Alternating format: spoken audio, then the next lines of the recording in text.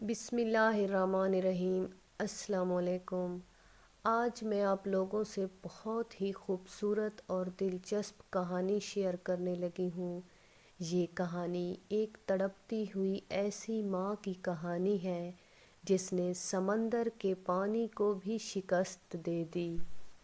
तो चलें कहानी शुरू करते हैं। समंदर के किनारे एक दरख्त था जिस पे एक चिड़िया का घोंसला था। एक दिन बहुत तेज़ हवा चली तो चिड़िया का बच्चा समंदर में गिर गया। चिड़िया बच्चे को निकालने की पूरी कोशिश करती है मगर उसके पर गीले हो जाते हैं और वो लड़खड़ा जाती है। उसने समंदर से कहा, अपनी लहर से मेरा बच्चा बाहर फेंक दे, मगर समंदर ना माना।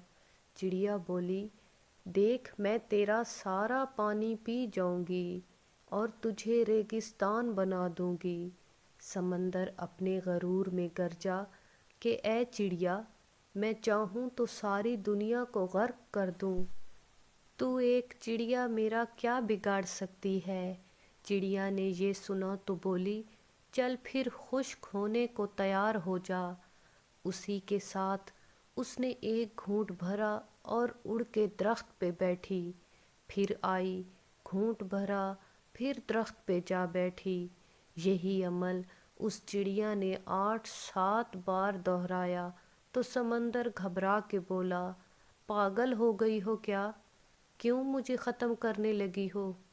मगर चिड़िया अपनी धुन में ये अमल दोहराती रही। समंदर ने एक ज़ोर की लहर मारी और चिड़िया के बच्चे को बाहर फेंक दिया। एक दरख्त जो काफ़ी देर से ये सब कुछ देख रहा था समंदर से बोला, ए ताकत के बादशाह, तू जो सारी दुनिया को पल भर में गर्क कर सकता है, इस कमज़ोर सी चिड़िया से डर गए हो क्या? ये बात मुझे समझ नहीं आई। समंदर बोला, तू क्या समझा? मैं जो तुझे एक पल में उखाड़ सकता हूँ, एक पल में दुनिया तबाह कर सकता हूँ, क्या मैं इस चिड़िया से डरूँगा?